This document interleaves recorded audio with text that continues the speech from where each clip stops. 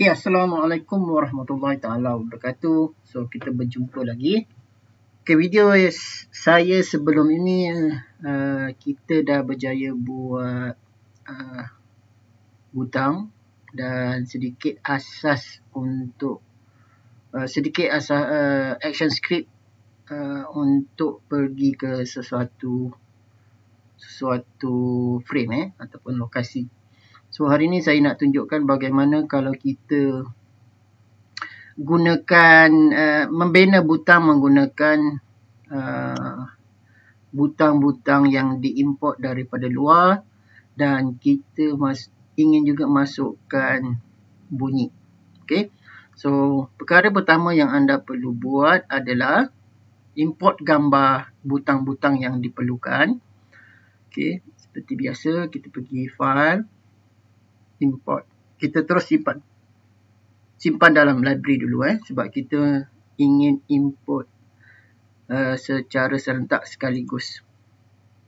Okey, dan cari butang yang mana anda sudah download terlebih dahulu. Okey, contohnya ni.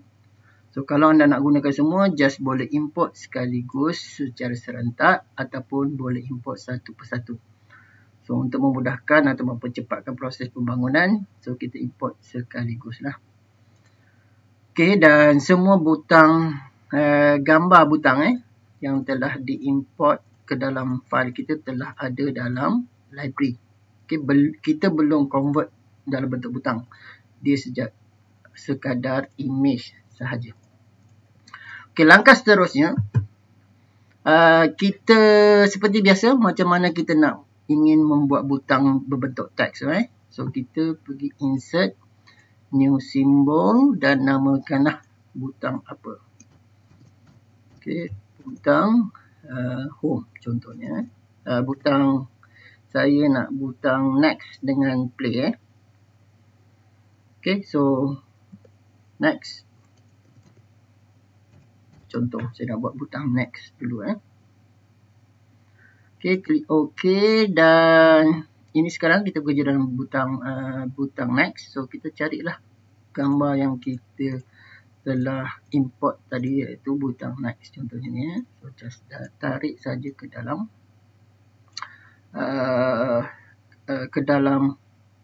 cell up ni. Okay, cell pula, dalam frame up. Okey, so apa yang saya gunakan adalah butang yang berformatkan PNG, yang mana tiada latar belakang. Maksudnya butang oval ni, bulatan ni tiada latar belakang transparent. Okey, dan boleh kecilkan, okey, ataupun biarkan saja. Nak kita kecilkan semasa kita nak gunakan dalam scene pun boleh, tak kisah. Okey, seperti biasa, kalau kita contoh, kalau kita contoh bila tekan macam bentuk 3D. Okey, saya kecilkan sikit. So, pada butang down tu, saya insert keyframe. Okey, kemudian saya besarkan sedikit. Okey, kalau nak tunjuk efek dia ke dalam sikit, so kita kecilkan. Kalau kita nak efek dia muncul macam pop up sedikit, besar sikit, kita zoom out kan. Okay, atau kita besarkan lah. Maksudnya saya nak contoh dikecil sikit. Maksudnya bila klik macam tu. Macam tertekan ke bawah. Okay, so itu efek yang saya kehendaki lah. Kemudian nak masukkan audio senang saja. Boleh tambah satu layer baru.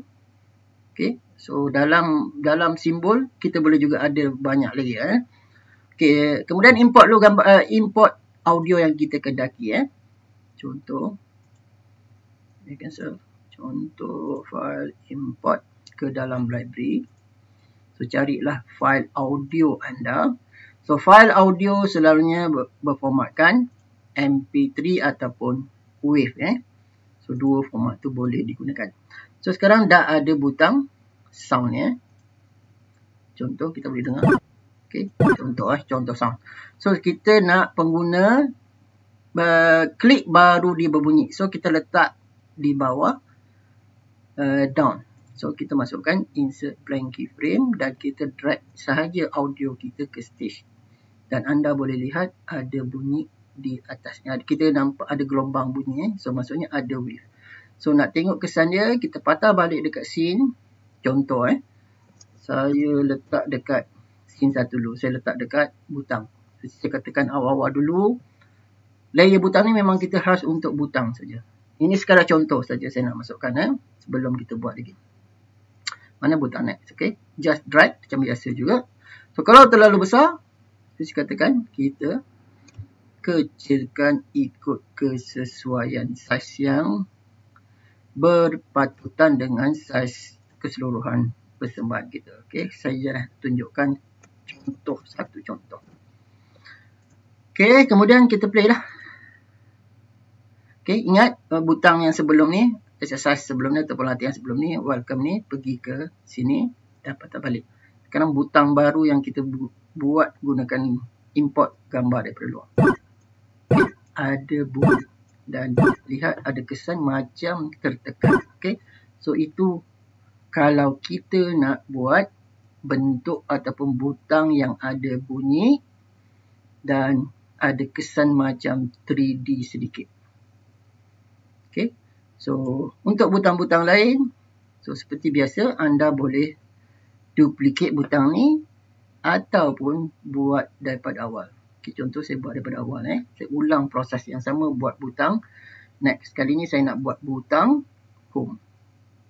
Okay, seperti biasa, insert new symbol. Butang home. Okay, okay. Macam tadi juga, kita carilah butang home ni. Gambar butang home ni, letak di lebih kurang tengah. Okay, dekat down, kita masukkan insert keyframe. Dan kita kecilkan sedikit. Seolah-olah macam ditekan. Okay, kemudian sini kita sambung frame dan masukkan audio selari dengan frame down tadi tu So just tarik audio ke sini. Okay, kita dah berjaya butang home, butang back, butang next dan satu lagi kita masukkan butang back ataupun preview lah. Previous. Okay, saya tak pre sebab saya ada nama butang back tadi. Okay, tak boleh nama sama Okay, klik OK. Cari gambar kita. Butang exit pun boleh kita gunakan ni untuk exit pun boleh. Butang next ada. Okay, tak apa. Butang next, simbol next tak ada, tak apa. So, kita boleh gunakan yang ni. Butang back yang tadi, play. Kita just rotatekan ataupun terbalikkan sahaja. Dah jadi butang back. Okay. Kemudian sama juga insert keyframe. Ini insert frame. Kemudian insert audio. Blank keyframe. Dan kita just drag audio dan jangan lupa kecilkan sedikit untuk beri kesan macam ke dalam. Okay. Siap. Okay. So sekarang tadi just demo saja. So saya buang balik di sini. So sekarang ni kita akan gunakan tu butang tu di dalam isi kandungan. Maksudnya kalau subtopik 1 ada next page. So kita akan susun butang tersebut untuk pergi ke page seterusnya. Begitu juga kalau nak balik, kita letak butang balik. So ini menu utama. So nanti saya akan masukkan untuk isi dah mula daripada frame ke-15 di sini. So saya insert blank keyframe dulu. Okay, kalau background sama saja, mungkin boleh terus masukkan sehingga frame akhir lah, tak kisah pun. Nanti kita boleh tambah dan kita boleh buang. Okay, sekarang di sini kita akan masukkan butang yang baru, iaitu kita akan arrangekan butang yang baru di sini, iaitu 3 butang tadilah, butang home, kita tarik saja. Biar dia besar dulu. Butang next, tarik saja. Dan butang previous, tarik saja. Okey, kesemua butang ni besar tak apa, jangan risau. Dan kita kecil, pilih keseluruhannya. Kemudian kita kecilkanlah menggunakan transform tool ni. Dan kita arrangekan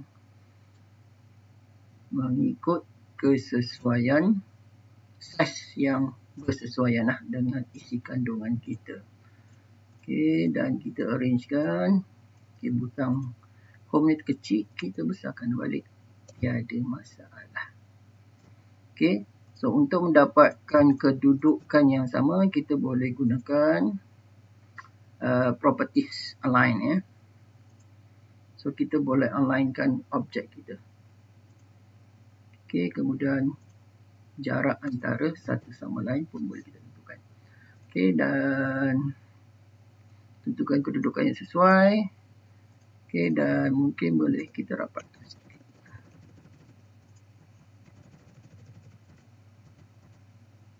Okey, dan kita boleh arrangekan ikut siapa yang nak depan, siapa yang belakang. So contohnya butang home ni saya nak dia paling depan. Butang back ni kiri kanan dia kecil sedikit. Ini bergantung kepada kreativiti masing-masing. Okay, kalau rasa besar sangat, boleh kecilkan lagi. Okay, dan betulkan lagi kedudukan dia. Ikut jarak betul. Jauh, kita dekatkan secara manual. Okay. So, jika dah berpuas hati, so kita letakkan kedudukan dia betul-betul di tengah. Okey, satu lagi, kalau misal kata masukkan jika kita nak masukkan nanti isi, mungkin susah nak dibaca background ni, background terlalu ada kawasan yang terlalu terang, ada kawasan terlalu gelap. So kita susah mungkin nak arrangekan kita punya maklumat.